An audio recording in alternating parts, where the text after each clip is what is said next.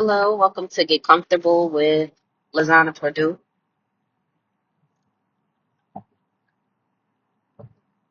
Today's message is about controlling your emotions. So, a lot of the time,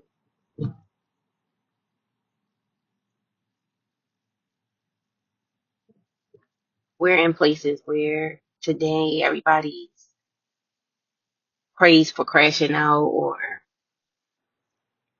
getting upset about everything or feeling like you got to take it to blows when you feel disrespected or when things are not going your way. And that's not how things have to go. For me, over the years, I've had to learn to curb my tongue. I've had to learn to put my pride aside and swallow words and feelings and things that I've had for the sake of relationships, for the sake of saying things that I'll regret later on down the line or instantly after I said them. Or even further damaging the way somebody looks at something. Certain souls are too precious for you to just spurt out things to them.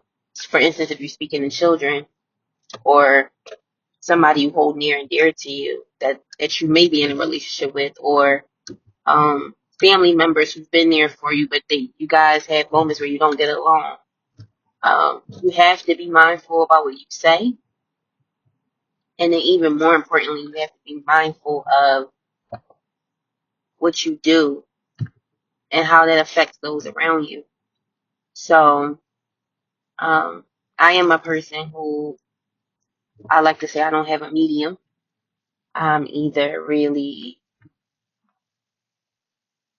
playful, joking around, chill, or somebody pissed me off. And so I know that there's so much more to me than that. And because there's so much more to me than that, um, I have to know that I don't want to be angry or crashing out or upset about everything. And it's taken me a long time to get to this point, and I'm still working on it because I'm human, and that's one of my battles. I'm very passionate about the things that I'm passionate about, and the things that I'm not. And that's just how it is. But I never want a temporary moment to take me away from those I love because I can't explain to them how I could control my emotions and how I can't live my life outside of bars because I made an instant decision that I'm going to regret for the rest of my life. And I don't want to be in that place. So a few things that I had to break apart or that I'm speaking to you about is that, when they say take a deep breath, you know, and think. First of all, if something can control your emotions like that, tick you off, piss you off quickly like that, you got to look in the mirror because there's some underlying things that you need to work out behind you crashing out on things. You know, who hurt you is a question you need to ask yourself. Why are you behaving this way off of this? What happened that was unresolved? And this is just replicating that example of something you've experienced before that you didn't ever get over. Are you still in communication with the person that hurt you? Or are you not in communication with that person? So anything that resembles it, you take it out on that person or instance that is similar.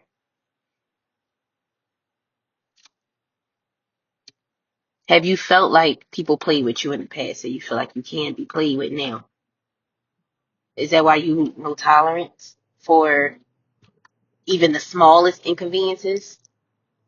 What joy do you get out of blowing up about everything? Does it make you feel better overall, or does it completely mess your whole day up to the point where you can't function, you can't get right? You know, all questions you need to ask yourself, because to be honest, it's not worth my joy. I had to realize that. Of a simple miscommunication or a simple disagreement, or even just stupid things that people do throughout the day. Because to be honest, there are a lot of people who do a lot of stupid things throughout the day. There's going to be inconveniences, but are you the culprit of the inconveniences too? You have to think about it. You know, if you might be mad because if somebody did something to you in traffic or pissed you off while you were driving, and, you know, that person goes on about their day, they might not even know they've done anything stupid, but you do, and it's annoying. You want to let that mess your entire day up or start your day, and downhill it goes.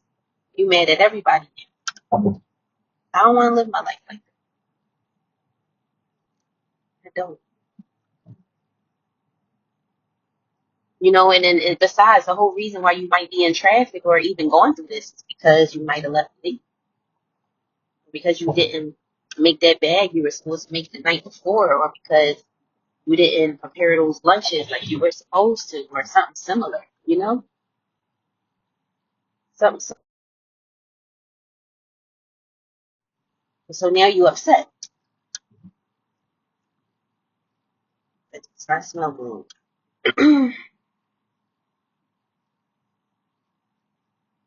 So, but you really need to be mad at yourself. And then sometimes we blame other people for our shortcomings. That in turn makes us angry. It's the same thing with dealing with people who you know you shouldn't be dealing with. You keep getting the same result out of the same person, but yet you're angry at this person because they can't give you what you want them to give you. What you mad for? You can't be mad at them. They've been showing you the same thing over and over again. And you're the person who continues to allow them to treat you this way, knowing that they can't treat you any other way. So whose fault is it? Is it your fault or is it theirs? That you're mad, that you're angry, that you're feeling some type of. Okay. So this message is for somebody who's been dealing with that and you're kind of tired of it. I'm not speaking to somebody who is just so far removed from being able to rectify their anger issues. Speaking to somebody who's legitimately tired of being in a place where you're not happy because of choices or decisions you make, whether you're in charge of them or not, and you simply are exhausted from allowing problems to take over your life.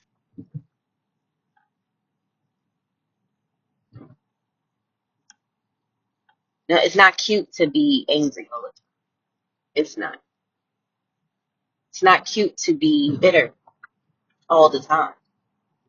I'm going to give you an example. Yesterday, I'm at work and I have to work with people all the time. And this particular person that I had to work with, every time I meet with them, they're very angry. They're very condescending. They're very triggering. They're triggering because I don't treat people, I don't mistreat anybody, you know? And I don't want to make people feel small. That's not something that I get off on. But for others, sometimes that is the thing. So every time I meet with this person, this is how they are. And it's something that I've only had to meet with this person a few times, but it's always been the same during a few times. And this was now the third. I don't want to be in a situation where I'm angry because I'm dealing with this person and they're like this. I didn't make them like this, but I know I have to deal with them because I'm an adult and I have a job. Now, do I condone this person's behavior? No. Does this person get under my skin? Absolutely. Absolutely.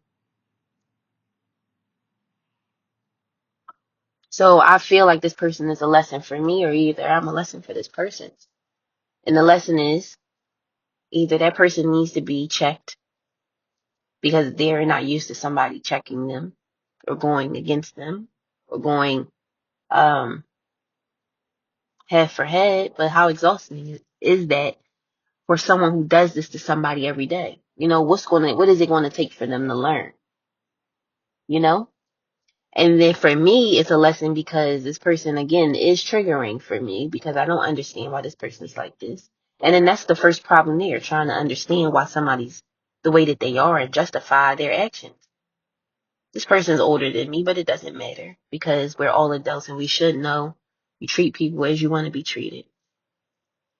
But more importantly, again, I didn't create this person's nastiness. Now, do I stoop to this person's level and be nasty or disrespectful because this person is disrespectful?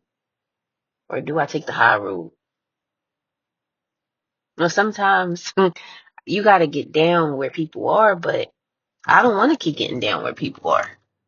I don't want to continue to be in a space where I'm stooping to somebody else's level because they're not settled within themselves.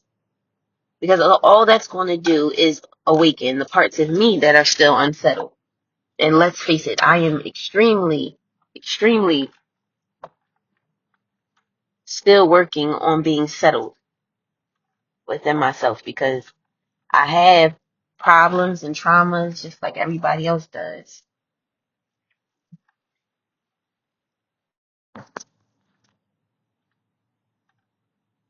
And I'm not innocent. I'm not. I'm just trying to be better because I don't like the effects that my anger has on me. This is for me. It's not for anyone else. It's really for me. And as hard as it is at times, I really had to bite my tongue with this person. Not because I'm afraid, not because I'm I'm just disregarding what's going on, because for my sanity, it was just more important for me to just be quiet. And sometimes I've had to learn to just be quiet or to speak up because let's face it, just because I am involved with someone who is upsetting me, I hold all of that in. And now that anger is being carried into something else. You just got to know what fits best for you. So what I ultimately did was I expressed to this individual, but multiple individuals at the time, what needs to go on at that moment to fulfill what they were asking me for. Even though it was pointless and um what's another word?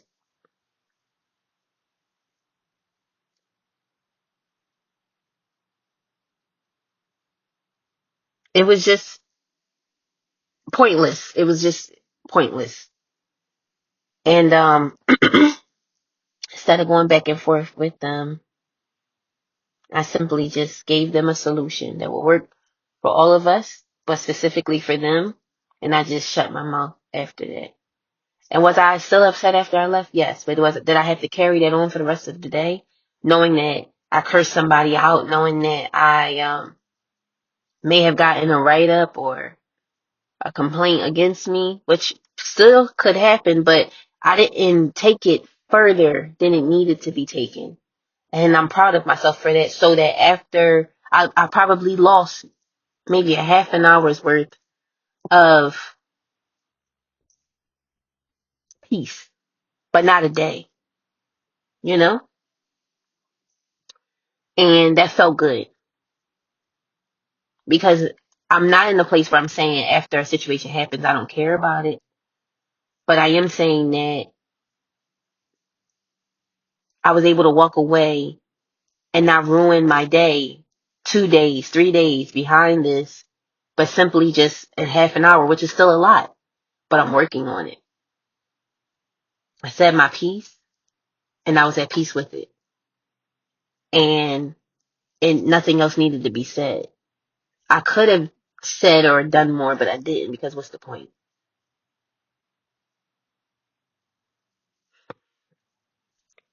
Lastly, before I go, I just want to say that no matter what you're experiencing that upsets you or pisses you off, gets you to those points, pray on those things. Sometimes we pray for things that have nothing to do with your growth.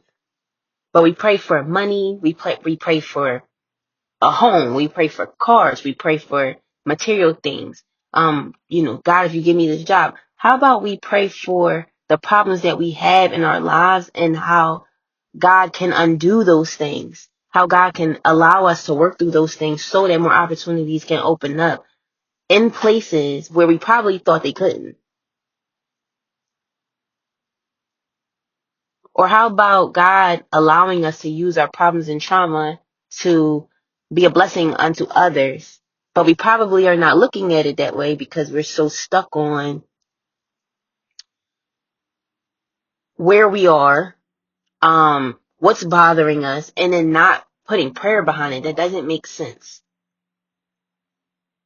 If you're if you're a person who is always angry, pray that God will allow you to remove that anger or to show you where that anger comes from so that you can identify it and release it. If you are a person who you're not good at public speaking and it frustrates you because you want something and you're not good at it, pray that God leads you in a place where you're able to work on that.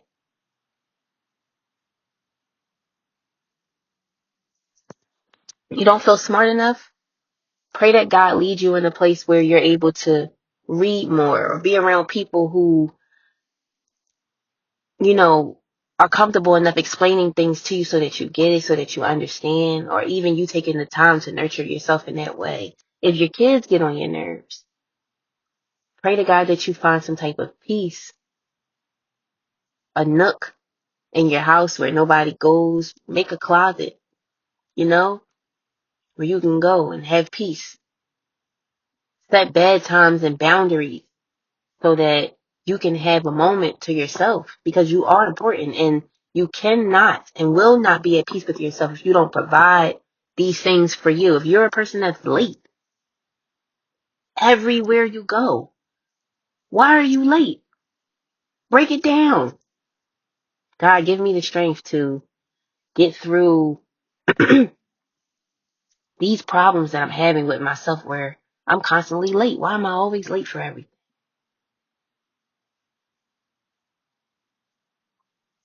If you are a person who can't listen when other people are speaking, pray on that. Holding your tongue but lashing out at others because you can't express yourself. That's a huge problem that a lot of people have. You can't express yourself properly, so you're mad at everyone else. Sit with yourself and figure out why are you mad? Why are you angry? Are you mad because you feel like people don't understand, or are you not giving people something to understand? Because you're always mad. I know a lot of people are not going to like this message, and I don't care. But I love you guys. I love myself enough to say that this is important. I know this is important for me, And I know this is important for others.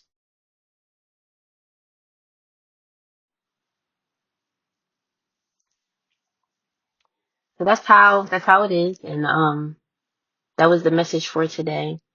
The problems that you're having, the things that make you angry, I'm telling you. And if this doesn't help somebody change their outlook, what I'm getting ready to take next is, especially if it's for women, because this is not just messages for women, it's messages for everybody.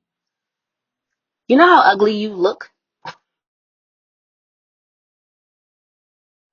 talk, you speak, and you're just sounding so damn masculine all the time? Nobody can talk to you. Nobody can say anything to you. Nobody can correct you. Nobody can give you advice. You just know everything. Just on go all the time. Nobody wants to say anything to you because they know that you act like a bitch all the time. Like at the end of the day, nobody's going to want to talk to you. Nobody's going to want to be around you. And you may say to yourself, I don't care. This is how things are. Oh, well, whatever. That's not true. Cat, stop it. Cut it out. You care. You just feel like others don't care and that's why you act the way you do. But you're so nasty, nobody wants to talk to you. Nobody really wants to be around you. People avoid you. Stop. You look so much better. I don't care how attractive you are. You look so much better if you were not as nasty as you are.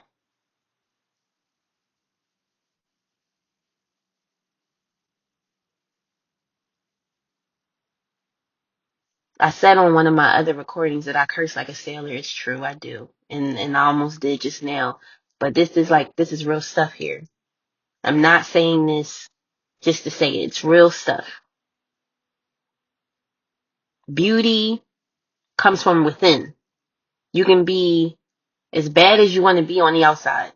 Have as much material things that you want to have, but if your soul is ugly and you have no regard for fixing it, oh baby, at some point God will humble you. He will. Because God does not care about that.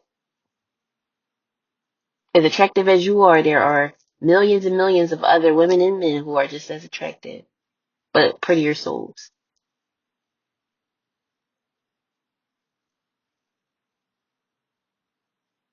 Stop it. Work on it. Figure it out. Why are you so angry?